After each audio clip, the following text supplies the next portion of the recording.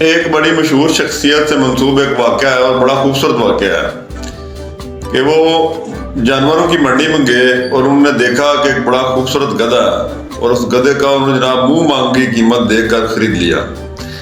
گدھے کو خرید کر وہ گھر لے آئے اور اس کی بڑی خدمت خاطر کی، اس کو اچھے کھانا کھلایا، بہترین خوراک کھلائی اور وہ کافی دن اس کی دیکھ بھال کرتے رہے۔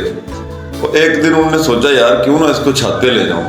انہوں نے بڑے پیار محبت سے گدھے کو کاندھے پہ اٹھایا، سیڑھیوں سے لے کے چھت پہ چلے گئے، چھت پہ جا کے اس کو چھوڑ دیا۔ گدھا بڑا خوش ہوا کہ یار کیا بات ہے، اس نے ارد گرد کے ماحول کو دیکھا، لیکن کچھ عرصے بعد وہ جناب تنگ پڑ گیا کہ میں یہ کہاں پہ آ گیا، مجھے تو نیچے ہونا چاہیے۔ اس نے ارد گرد بڑی کوشش کی نیچے آنے کی لیکن نہ آ سکا۔ آخر تنگ آ کر اس نے جناب چھت پہ زور سے پاؤں مارنا شروع کر دی۔ وہ اس زمانے میں اتنے مضبوط چھت نہیں تھے، کچی چھتیں تھی اور کچے مکان ہوا کرتے تھے۔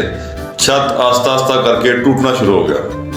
آخر کار چھت ٹوٹ کے نیچے دھڑم سے نیچے گر گیا۔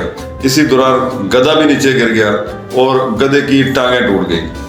گدھے کی ٹانگیں ٹوٹنے کے بعد جو باقی ملبہ تھا وہ گدھے کے اوپر گر گیا۔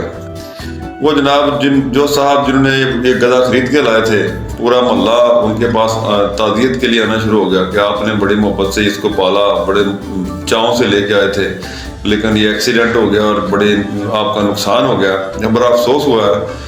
تو موصوف نے جو ان کو جوابی طور پہ بات کی کہ دیکھیں اس بات سے مجھے ایک سبق ملا ہے کہ گدھا تو میں لے آیا ہوں اور بڑی محبت چاہ سے اس کو میں نے پالا ہے، لیکن کچھ چیزیں ایسی ہوتی ہیں جن کو کبھی اونچائی پہ نہیں رکھنا چاہیے، ان کو اونچی جگہ راس نہیں آتی۔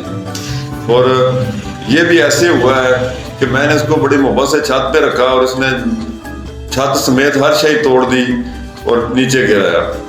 تو اس کا نتیجہ یہ نکلتا ہے کہ جو چیزیں عزت زیادہ برداشت نہیں کر سکتی وہ کبھی اپنی جگہ قائم نہیں رہ سکتی۔